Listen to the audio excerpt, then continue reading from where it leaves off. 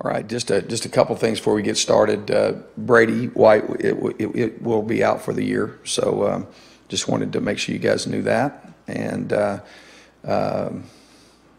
everybody else, we're working to get healthy and hope to have them for the game.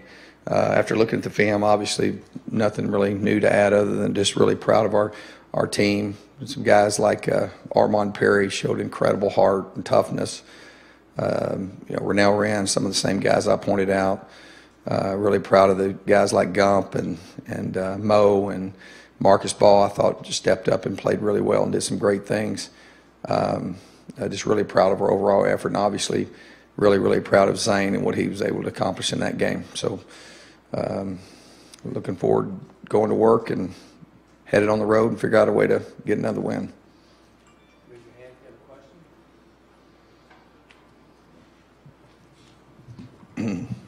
Todd, so what is your quarterback situation going into this week then? Well, we're we think we got a good chance to have Manny back, and he's working towards that. And we're getting Dylan ready, and we're working with Jack Smith and Colton Gerhart for just depth purposes.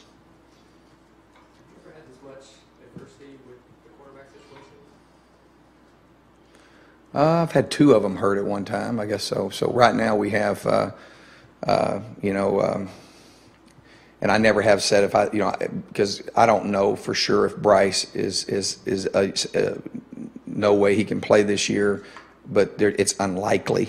So there's two that are, Brady for sure is a season-ending deal. And my heart goes out to him. He did such a great job for us, and it's a tough deal for him.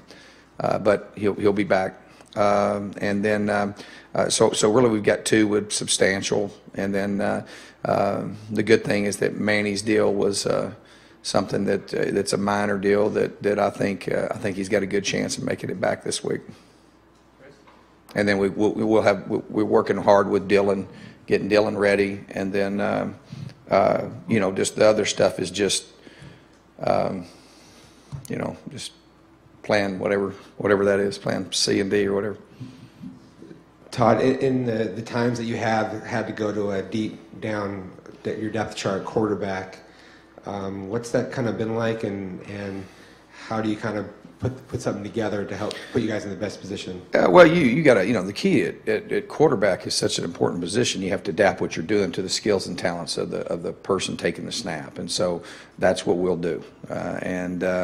It's just like anything. We've had a lot of. We didn't have our starting quarterback last week and won. We just, we're a team. It's not about one person or two people or three people. And I'm not one that's ever.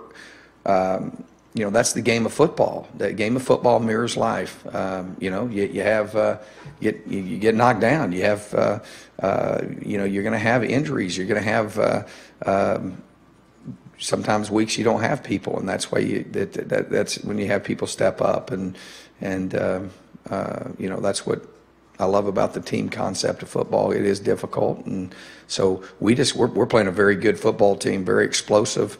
I think Colorado. I've said this all along. Mike's one of the guys in this league I have tremendous respect for. In the job, I think what I've said all along, you guys probably thought I was crazy, and now you're seeing that the guy's an incredible football coach. They do a great job as a staff, and they've developed some guys, and they've got we're playing a team that's capable of big plays, and a team that's playing very good and playing very good at home. So we just got to figure out a way to go win on the road. Todd, I know you're hoping to have Manny Wilkins back, but what are some of the challenges in preparing a true freshman like Dylan Sterling and some of the things? Well, I fully intend on Manny being back.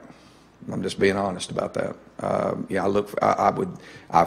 Our plan is for him to practice by Thursday, and then obviously we're going to get Dylan ready. Regardless, you got to have him ready. So.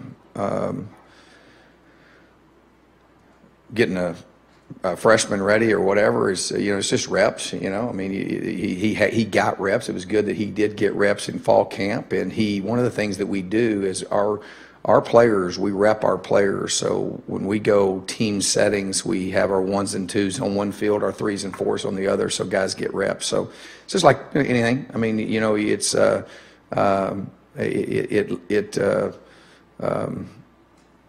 just like any other thing you're trying to do. It's the good thing is that we have very, very talented young men. So you know, we just got to make sure we adapt to what he does, and we'll do that.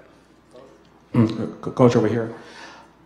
Obviously, a big key in the UCLA game was making them one-dimensional and shutting down their run game. But on the flip side, it seems like opposing defenses are really stacking the box against you and really containing the run game. Is that a concern also for ASU's offense being one-dimensional? Yeah. You don't. You know, obviously, our deal is we won't be able to run the football, and that's something we're committed to do. And you know, each game, you know, I think the key is you go each year, you look and see the team that is going to win and win this league is the one that can stop the run. And if you don't let people run the football, then obviously it impacts a scoring offense. And obviously as a scoring defense, that's the number one thing that I think impacts that. Obviously explosives are in there too. So yeah, you know, we're working hard. I think too, you know, we played, after looking at the film, we played a really, really good defensive football team. That they've played that way the entire year. But yeah, that's something that we can't be one-dimensional.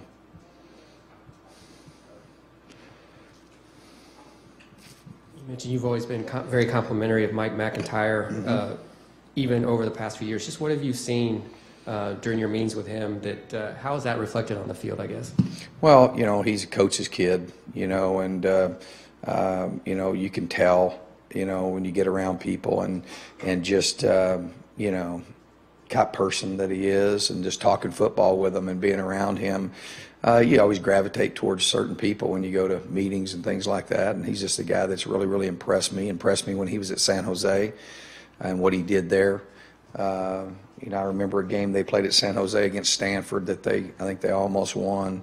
But and then I watched how, I mean, it's through experience. I mean, you know, when we've played them, you know, we've been fortunate enough to win, but it's been, I mean, you know, it's been a challenge. It's not been, and he's done a lot to get those guys going. And I just think he's a guy that really, you know, gets his team to play at a high level. So that's why I feel that way. Todd, you made a couple changes in your secondary. Marcus Ball was Pac-12 Player of the Week defensively. 10 tackles, led your team. What did you think about how those changes looked on the field? I thought they did a great job. You know, we even though there were some plays that we'd like to eliminate, I thought we had some nice tackles. I thought we did some nice things there. You know, we got takeaways and we did the things that we need to do, and we looked. You know, I think we're trying to find that balance of where, you know, of what group, and I felt like we were just a few you know, spots off, and I think Marcus played great. I thought Gump played outstanding. Deshaun Hayes. I thought Mo, for his first game, did a good job. So, as well as I thought Bryson Eccles did a good job coming off the bench. You know, we lost Kareem there, and then in the first quarter, and then in the fourth quarter, Gump was cramping or sick, and so we lost him. So, you know, we had some guys really need to step up, and I was really proud of Robbie. You know, Robbie's done a great job for us all year, playing and starting in our nickel package and getting his first interception. I was really proud of him as well. I was proud of Tayshawn. You know, we asked Tayshawn to kicked him out there to end a little bit and did some nice things there. I thought Rennell Wren played his best football game he's played since he's been here. He can be dominant and just needs to continue to get better. So lots of positive things there with the personnel guys on defense. Coach, can you talk a little bit about the resolve of the team to find ways to win collectively, regardless of who's at quarterback? Yeah, you know, these guys, you I said that earlier in the year, how much I enjoy, being in our 5th year and just the culture. I love going out to practice every day, and I think our guys have shown that. I think that you can talk about it, but our guys have shown it. They've shown great heart by coming from behind in games during the season. They obviously responded last week after not playing well and having a disappointing game the week before, and I'm really proud of them. Really proud of the heart and the determination that they play with, and I think that's just a byproduct of the culture that we've developed over the last 5 years. Todd, on the field, what do you see as the biggest difference in Colorado that has made them one of the most improved teams in the country? I think I think what they're doing offensively. I think they're playing extremely hard, and I think they have. The guys that are playing now have been playing for 3 years, so they were really, really young. They have great speed at wide receiver. Great speed at wide receiver. I mean, these guys are legit. They have 3 receivers that are legitimate playmakers. They're tailback. They want to run the football. They're balanced there, and they've had 2 quarterbacks that have played at a high level as well.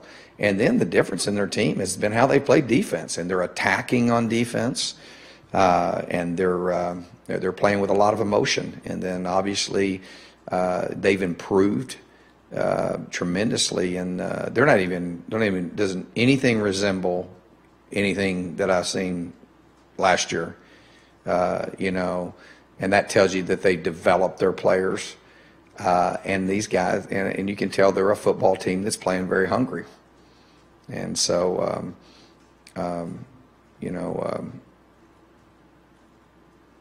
that's what I see as a biggest difference. Coach, DeMario got over 2,000 yards for his career on Saturday. How much has his reliability been an asset for your offense? I can't. I should. He's a guy that when we first started playing for us, I mentioned all the time, and then you just kind of, you just kind of just expect him to do it every week, and he just does it every week, and just very, very proud of. He makes some incredible runs where there's nothing there. He makes things happen. Great heart, great determination, great patience. I liked his demeanor. When we've had times of adversity, he's shown up, and he's shown up with a positive attitude. And he's a guy that is he's a warrior at running back. I mean, he's really been consistent, and I've been really pleased with how he's developed. So he's a guy that I don't mention that much, that I probably should mention more. But it's very stabling having a running back like him that is running the ball the way he is. Thanks, Coach. All right. We'll have a hockey coach, Greg Powers, up here.